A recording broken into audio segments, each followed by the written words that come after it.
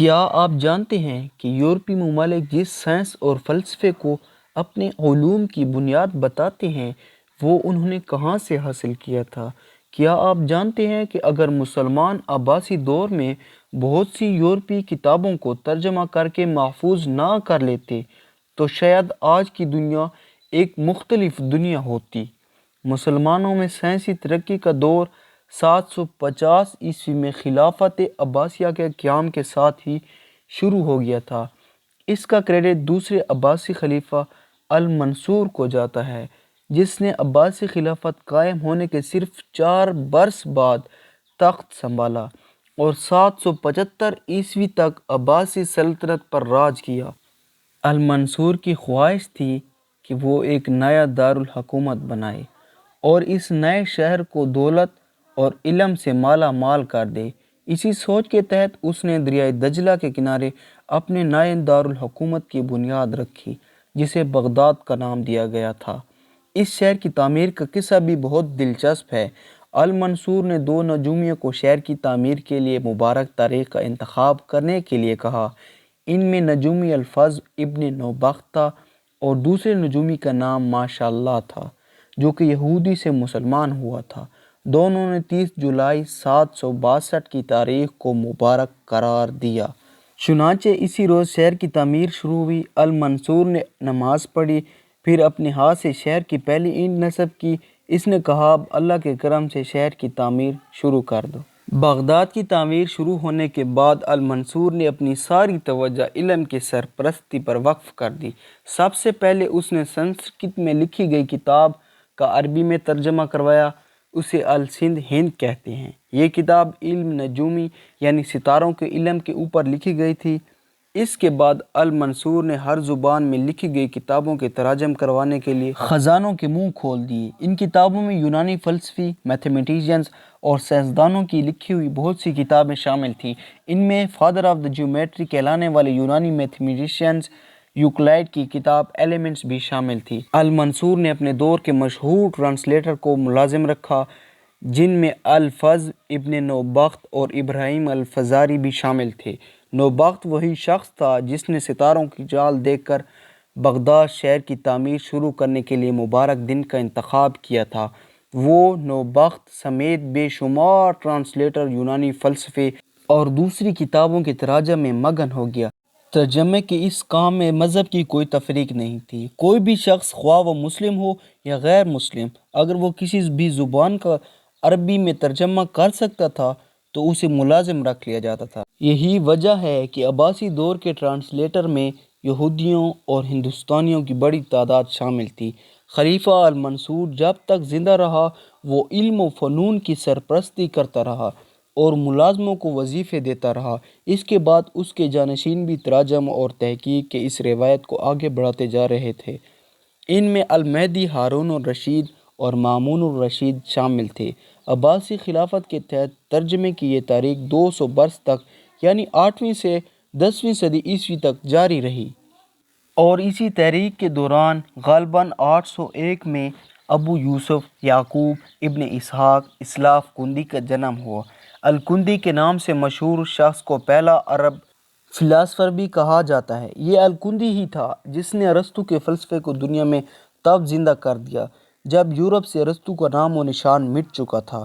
Al-Kindi Abbasi خلیفہ محسن کے بیٹے احمد کا ٹیوٹر بھی تھا۔ اس حیثیت میں اسے شاہی دربار میں رسائی حاصل تھی۔ الکندی نے اسلامی دنیا میں یونانی فلسفے کو متعارف کروایا اور اسلامی فلسفے کا بانی بھی بن گیا۔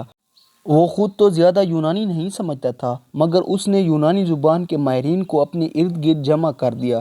ان میں یونانی اور عیسائی بھی شامل تھے۔ ان لوگوں کی مدد سے اس نے ارسطو دوسرے فلسفوں کی کتابوں کو یونانی میں ترجمہ بھی کیا اور پھر اس فلسفے کو اپنے آئیڈیاز میں بھی شامل کیا۔ اس کی ترجمہ کردہ کتابوں میں ازولوجیا ارسطو بہت مشہور ہوئی۔ اس کتاب میں الکندی نے ارسطو اور ایک دوسرے یونانی فلاسفر پلاٹینس کی آئیڈیالوجی کو ملا دیا تھا۔ عباسی خلافت میں بغداد میں بیت الحکمت بھی قائم کیا جس کا شمار دنیا کی بہت بڑی لائبریریز میں بھی ہوتا تھا۔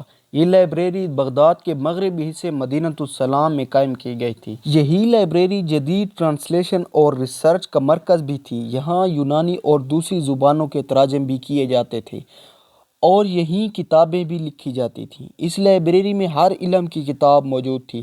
تاہم آج کسی کو معلوم نہیں کہ یہ لائبریری کس دور میں قائم کی گئی تھی۔ کچھ مورخین اسے خلیفہ المنصور کے دور کی یادگار بتاتے ہیں، جبکہ کچھ کے خیال میں یہ لائبریری خلیفہ ہارون الرشید کے دور میں بنائی گئی تھی۔ بہرحال جو بھی ہو، یہ لائبریری اپنے دور میں علم کا بہت بڑا خزانہ تھی۔ مسلمانوں کو ایک اور مدد چین سے بننے والے کاغذ سے بھی ملی۔ عباسی دور میں چین سے یہ کاغذات مسلسل درآمد کرنے لگے۔ اس کاغذ کی وجہ سے بغداد میں کتابیں لکھنے کے فن کو بہت ترقی ملی اور غیر ملکی کتابیں دھڑا دھڑ ترجمہ ہونے لگیں اور ساتھ ہی ساتھ نئے کتابیں بھی لکھی جانے لگیں۔ مسلمانوں نے یونانی میڈیسن کے علم، رومن قانون اور ریاضی، فلسفے، ہندوستانی صوفیزم اور ایرانی علوم سبھی کو ترجمہ کیا۔ مسلمانوں نے صرف یونانی کتابوں کو ترجمہ ہی نہیں کیا بلکہ مختلف مشاہدات کو کنفرم کرنے کے لیے تجربات بھی شروع کیے۔ اس حوالے سے ایک اہم پروجیکٹ بغداد میں اسلامی دنیا کی پہلی رصدگاہ یا ستاروں کے مشاہدہ کا قیام تھا۔ یہ مشاہدہ گاہ مامون الرشید نے 828 عیسوی میں قائم کروائی تھی۔ اس مشاہدہ گاہ کے قیام کی بنیاد یونانی ماہر فلکیات کلیڈس ٹولمی کی کتاب المجس تھی۔ اس کتاب میں اس نے ستاروں کی حرکت سے متعلق مختلف مشاہدات لکھے تھے۔ انہی مشاہدات کو کنفرم کرنے کے لیے اور ان پر تحقیق کرنے کے لیے خلیفہ مامون الرشید نے یہ آبزرویٹری قائم کی۔ اس آبزرویٹری کو انسانی تاریخ کا پہلا سب سے بڑا سرکاری خرچ پر چلنے والا یعنی اسٹیٹ فنڈڈ پروجیکٹ ہونے کا اعزاز بھی حاصل ہے۔ اس بنیاد پر مامون الرشید نے بھاری تنخواہوں پر سائنسدانوں کو ملازم رکھا اور سائنسی ریسرچ پر ان کی بھرپور حوصلہ افزائی کی۔ صرف عباسی خلفاء ہی نہیں بلکہ عباسی دربار کے لوگ، بغداد کے ایلیٹ کلاس اور تاجر بھی سائنسی اور تعلیمی پروجیکٹ پر دل کھول کر رقم خرچ کرتے تھے۔ ممکن ہے وہ ایسا خلیفوں کو خوش کرنے کے لیے کرتے ہوں، لیکن یہ حقیقت اپنی جگہ موجود ہے کہ 8ویں صدی سے لے کر 10ویں صدی کے آخر تک یعنی تقریباً 200 برس سے زائد عرصے تک بغداد دنیا کے علم کا مرکز بنا رہا۔ عباسی خلفاء اور ان کے درباریوں کے سرپرستی کی وجہ سے ان 2 صدیوں میں مسلمانوں نے یونانی فلسفے اور دیگر علوم کو محفوظ کر لیا اور نئی سائنسی تاریخ کا ذخیرہ بھی جمع کر لیا۔ یہ وہ دور تھا جب یورپ میں سائنس کا نام و نشان تک موجود نہ تھا۔ 5 صدی سے 15ویں صدی تک یہ عرصہ آج بھی یورپ کی ڈارک ایجز یا تاریک دور کے نام سے یاد کیا جاتا ہے۔ اس دور میں یورپ کی لوٹ مار بازار گرم تھا، شہروں میں گندگی کے ڈھیر لگے ہوتے تھے۔ حالانکہ لندن اور پیرس آج کے ترقی یافتہ شہر بھی بغداد کے سامنے دیہات نظر آتے تھے۔ یہ بھی کہا جاتا ہے کہ ڈارک ایج کے دور میں یورپ میں نہانے تک کا رواج نہیں تھا۔ اس دور میں اگر یورپ میں علم کی تھوڑی بہت روشنی پہنچ رہی تھی تو وہ صرف اسپین کی اسلامی سلطنت جسے اندلس کہا جاتا تھا اس کے ذریعے پہنچ رہی تھی۔ اسپین کے مسلمان بھی سائنس میں بغداد سے پیچھے نہیں رہے، لیکن 2 صدیوں تک سائنسی ریسرچ کے شاندار ریکارڈ کے بعد اسلام میں علم کی شمع دھیرے دھیرے بجھنے لگی۔ اب تو بغداد کی عباسی سلطنت کمزور ہو کر کئی ٹکڑوں میں بٹ گئی۔ عباسی سلطنت کے گورنر مختار ہو گئے اور بغداد بھی فسادات اور سازشوں کا مرکز بن گیا۔ سازشوں کا یہ سلسلہ 250 برس تک جاری رہا۔ پھر 1200 میں ہلاکو خان نے بغداد پر حملہ کر کے اس کی مشہور زمانہ لائبریری بیت الحکمت کو برباد کر دیا۔ اس لائبریری کی بربادی میں کروڑوں کتابیں ضائع ہوئیں۔ اسلامی دنیا سے سائنس کا تقریباً خاتمہ ہو گیا۔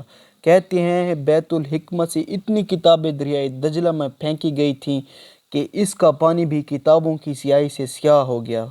کئی روز تک دریائے دجلہ اسی حالت میں بہتا رہا کہ اس کا پانی بالکل سیاہ تھا۔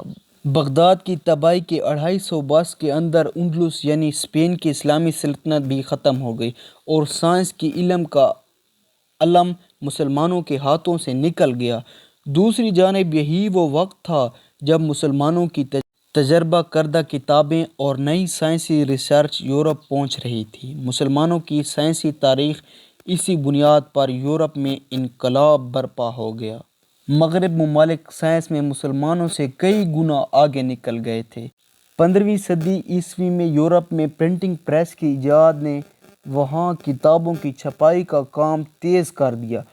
یوں کتابوں کو محفوظ کرنا اور نئے علم سیکھنا آسان ہو گیا۔